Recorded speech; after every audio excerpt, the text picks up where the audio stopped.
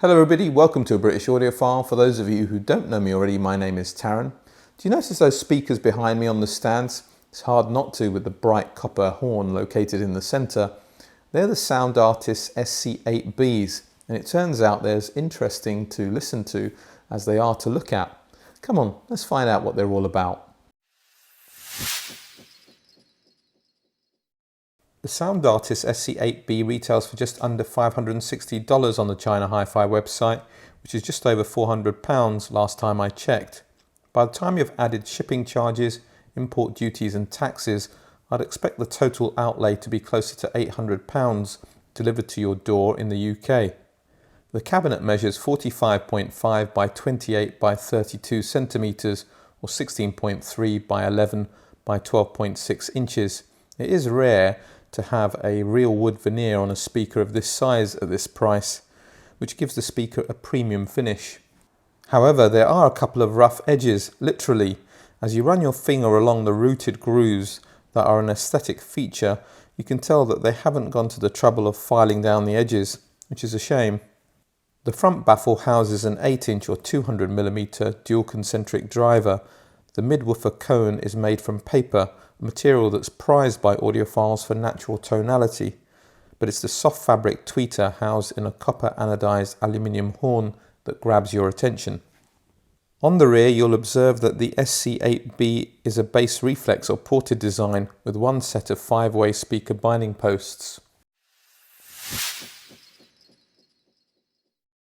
There are two key aspects to the Sound Artist SC8B design that are worth exploring in a little bit more detail.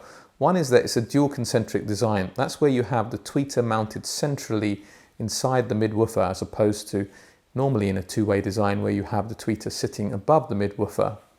This is similar to the type of designs that you get from Kef, Tannoy, ELAC, Fine Audio, just to mention a few. And the benefit of a dual concentric design is that it acts much closer to the ideal, a point source. That's where you have all the frequencies produced from the same point in space.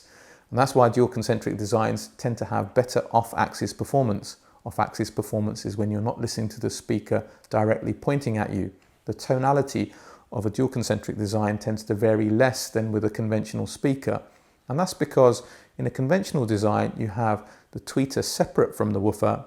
They're in a different point in space. And as you move off-axis, especially when you move vertically, because the tweeter and the woofer are both producing the same frequencies around the crossover point, they can act as a comb filter.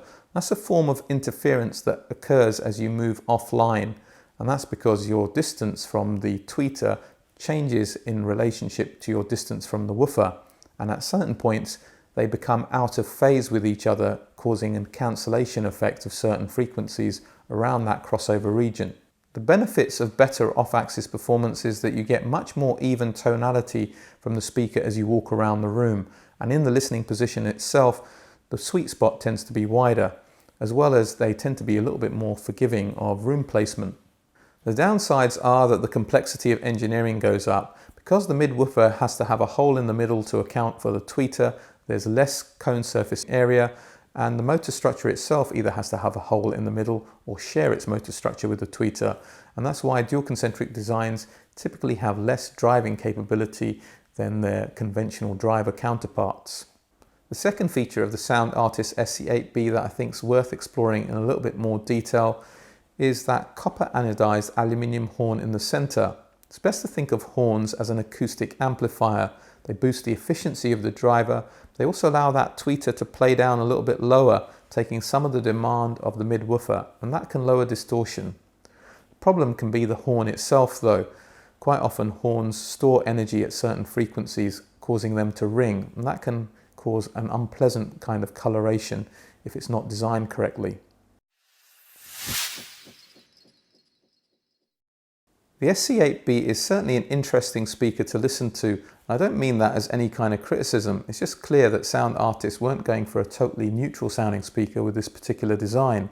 It's quite a mid-centric sounding speaker, and if you're going to produce a mid-centric sounding speaker, it needs to be quite open in the mid-range. Let me explain what I mean by that. You need clarity, yes, but you also need very good instrument separation so there's no bleeding from one instrument to another, and the Sound Artist delivers very well in this particular regard. In fact, I can't think of another speaker below £1,000 that is as open sounding in the mid-range as the SC8B. It's a reasonable size speaker for a stand mount and it has good bass extension. I don't think for a second it goes down to the claimed 30 Hz. They've placed it probably on the floor in the corner of a room with 3 walls as boundary reinforcement to get that figure. But I don't think many people are going to be disappointed with the amount of bass extension that's on offer. And it's fast, tight, articulate bass. They've gone for more bass speed than they have gone for that big mid-bass wallop. There are some people for that reason that are going to find it lacking in bass weight. You can alleviate that to some extent with setup, which I'll talk about a little bit more later. I've already spoken about the openness in the mid-range, which is down to the overall clarity of this speaker and its ability to separate out instruments. So let me elaborate. The leading edges of notes are very clearly defined and the decay structures of notes are very easy to follow. There's a glorious tonality to this speaker when it comes to acoustic instruments, male vocals, female vocals, even electric guitars.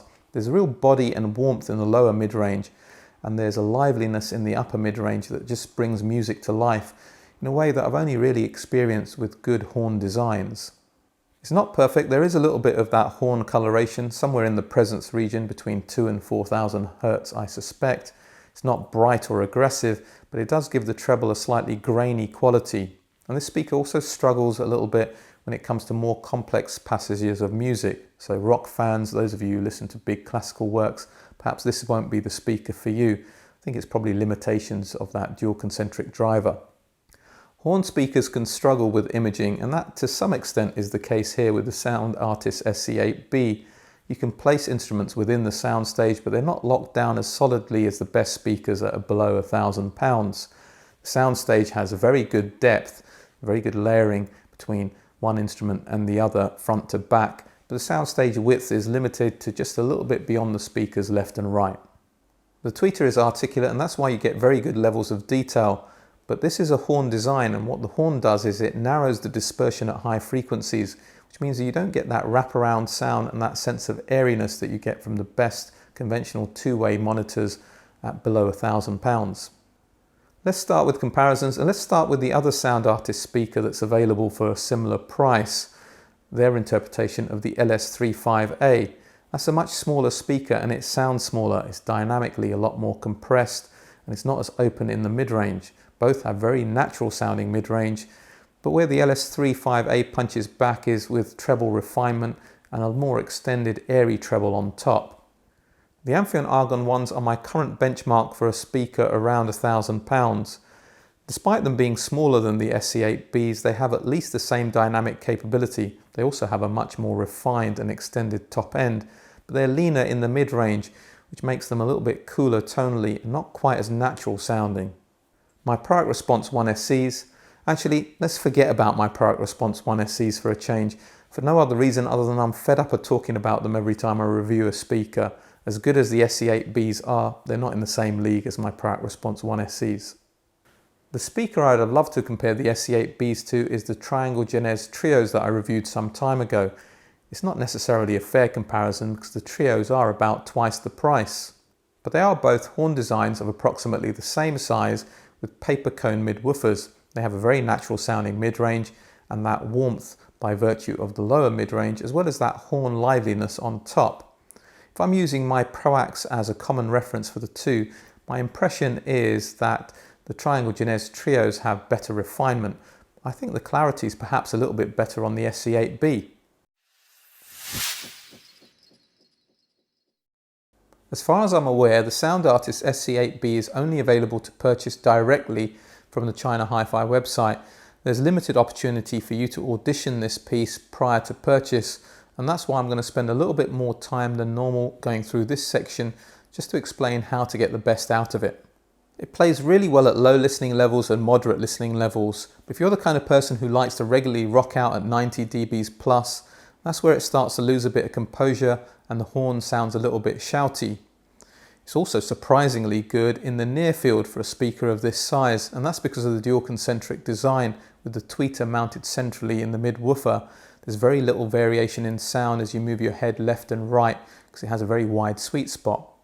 You don't need to have it massive distances from the walls. In fact, I settled on a position with this speaker in my room that was 6 inches or about 15 centimeters closer to the wall than where my Product Response 1 SEs sit. That's where I felt I got the best balance between bass weight and bass clarity. I do think you need a little bit of flexibility with positioning with this speaker because the bass output changes quite a bit with distance from the walls.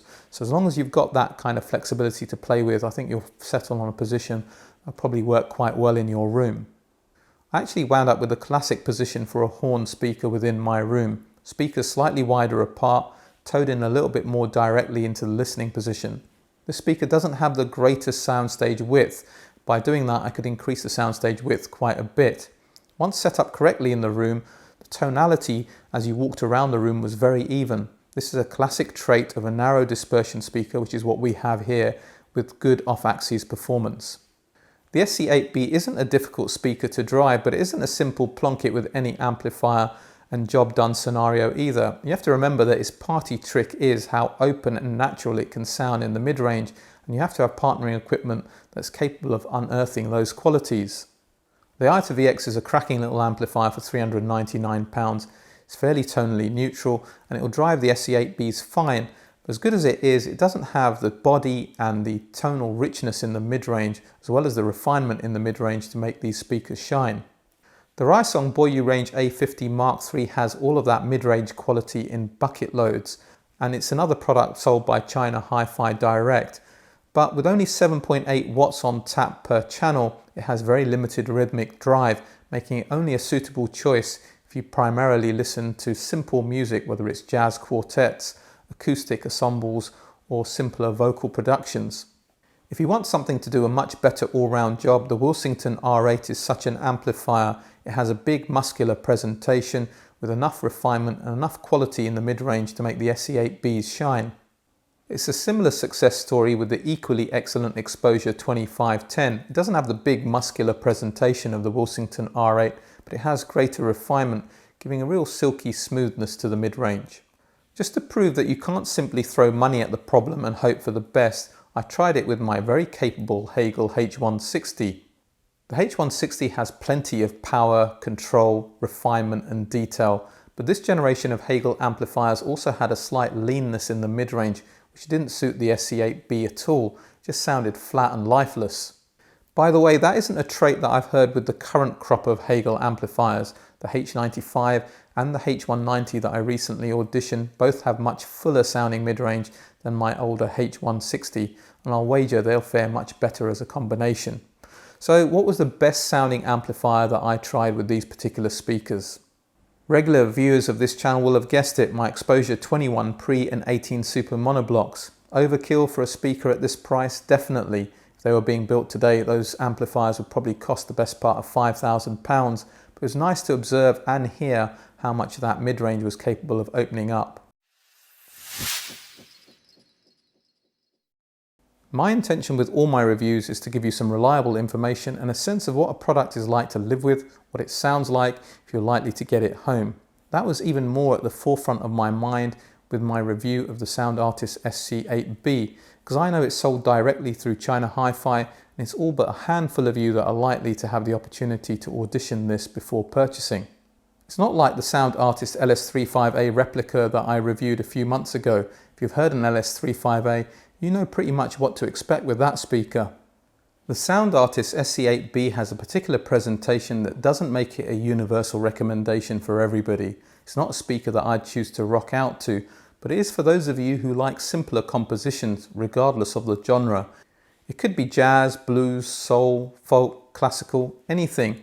If you're not so bothered about ticking off your audiophile checklist and you're more interested in a natural presentation with a little life and energy without sounding bright and harsh that reminds you of being at a live venue, then I can't think of anything below £1,000 that I'd put ahead of the SC8Bs.